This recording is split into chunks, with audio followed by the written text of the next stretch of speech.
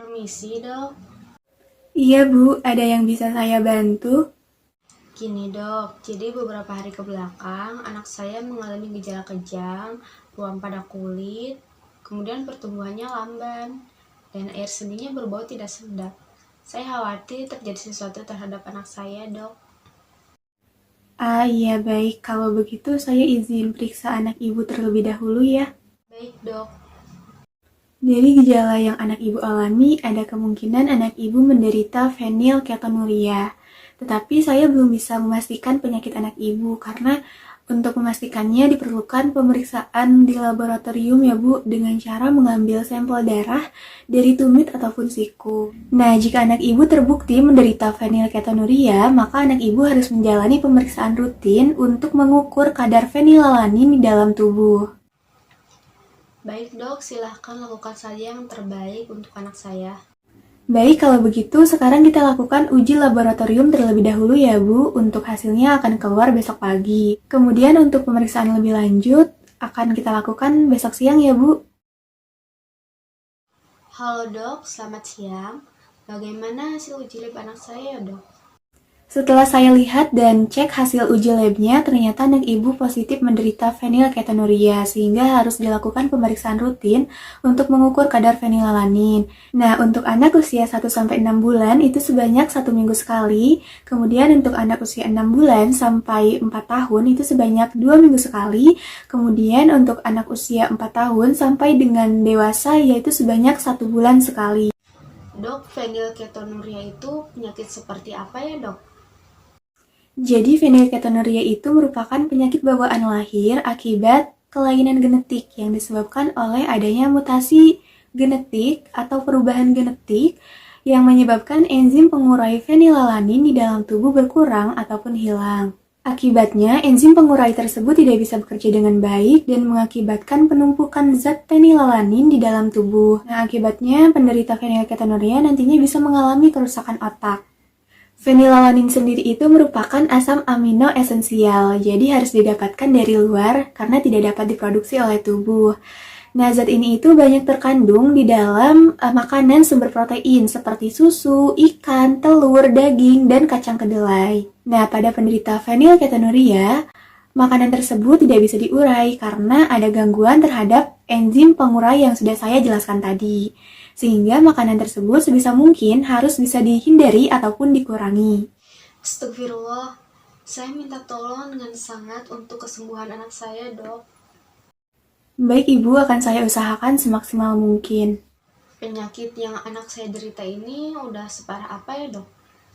Untuk skala 1-10, anak Ibu berada di angka 5 ya Bu, jadi sebenarnya masih bisa diminimalisir. Bagaimana caranya dok agar tidak semakin parah? Tentunya dengan menerapkan pola makan dan hidup yang sehat ya Bu. Kalau untuk pola makannya seperti apa ya dok? Apakah ada makanan yang harus dihindari atau direkomendasikan? Untuk detail pola makan anak Ibu, silahkan berkonsultasi lebih lanjut dengan ahli gizi ya Bu. Ruangannya ada di lantai 3 dan nanti saya akan berikan catatan untuk Ibu serahkan kepada ahli gizi di sana. Baik dok, terima kasih banyak. Assalamualaikum. Waalaikumsalam Ibu, silahkan duduk. Ada yang bisa saya bantu? Begini Bu, tadi dokter merekomendasikan saya untuk berkonsultasi dengan ahli gizi terkait pola makan yang harus dikonsumsi oleh anak saya. Ini Bu, saya membawa catatan dari dokter terkait penyakit anak saya. Baik Ibu, saya lihat dulu ya. Berdasarkan catatan dokter, anak Ibu mengalami fenilketonuria. Apakah benar Ibu? Iya benar Bu, anak saya mengalami positif fenilketonuria.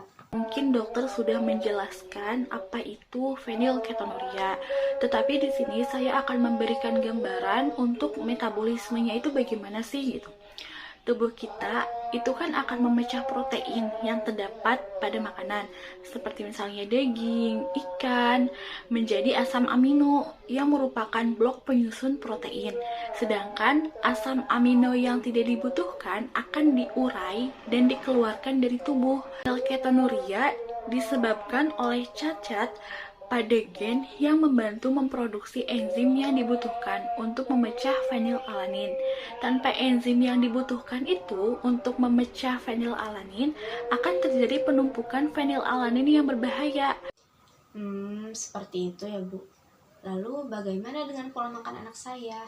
Dan makanan apa saja yang harus dihindari dan dianjurkan ya Bu? Pertama, untuk menangani penyakit ini, yang biasanya akan dilakukan adalah penerapan pola makan yang rendah asupan protein, terutama kandungan fenilalaninnya. Artinya, di sini ibu harus menghindari makanan yang memiliki kandungan protein tinggi, seperti misalnya susu, telur, produk olahan, semua jenis daging hingga ikan.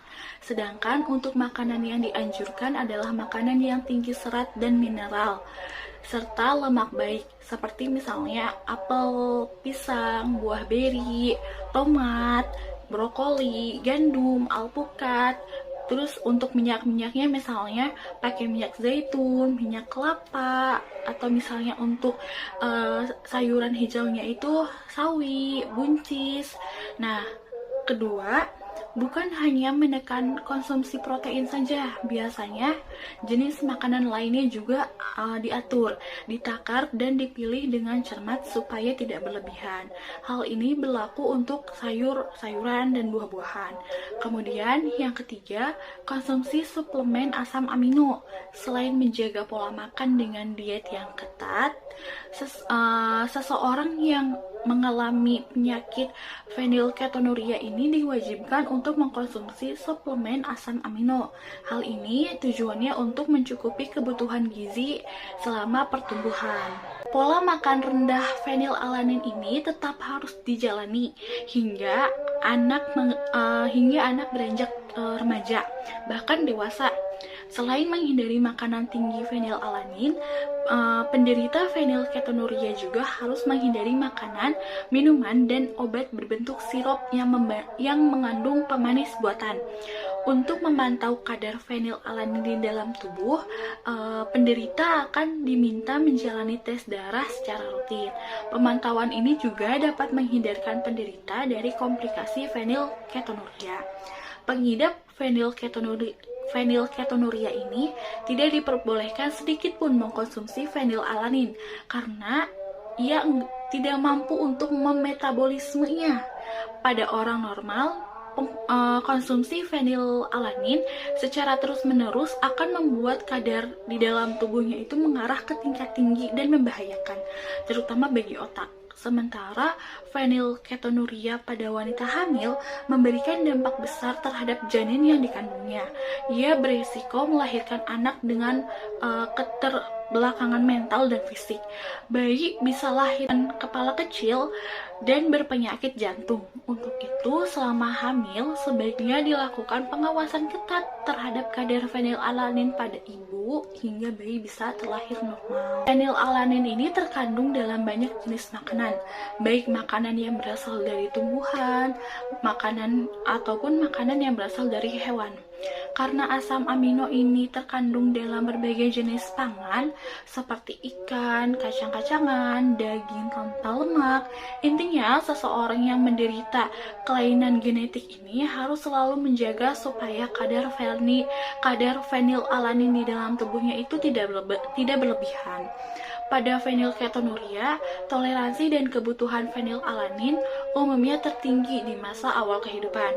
Toleransi dan kebutuhan fenilalanin ini berkisar antara di 55 mg per kilogram per harinya di usia 0-3 bulan dan 27 mg per kilogram per hari di usia 12 bulan.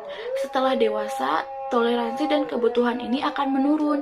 Pasien dengan fenilketonuria klasik umumnya mampu mentolerasi 200-500 mg fenilalanin per hari. Pasien dengan manifestasi lebih ringan akan dapat mentolerasi kadar lebih besar. Jika anak ibu masih mengkonsumsi susu formula, maka sebaiknya anak dengan fenilketonuria itu perlu mengkonsumsi susu formula yang khusus yang mengandung semua asam amino yang dibutuhkan tubuh kecuali fenilalanin. Seperti itu ya Bu.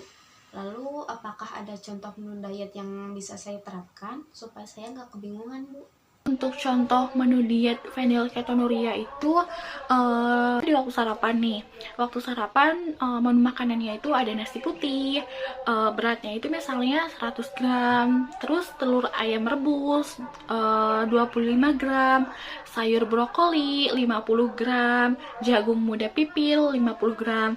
Kemudian kalau udah sarapan terus masih ngerasa lapar, bisa dengan selingan pagi. Misalnya menunya itu kue lapis seberat 40 gram, jus apel 200 ml. Kemudian untuk makan siangnya dengan menu misalnya nasi putih dengan berat 150 gram. Terus lauknya ibu bisa mengkonsumsi ayam goreng, tapi ayam gorengnya itu tanpa kulit dengan berat 40 gram. Kemudian ada sayur bayam oyong dengan berat 50 gram.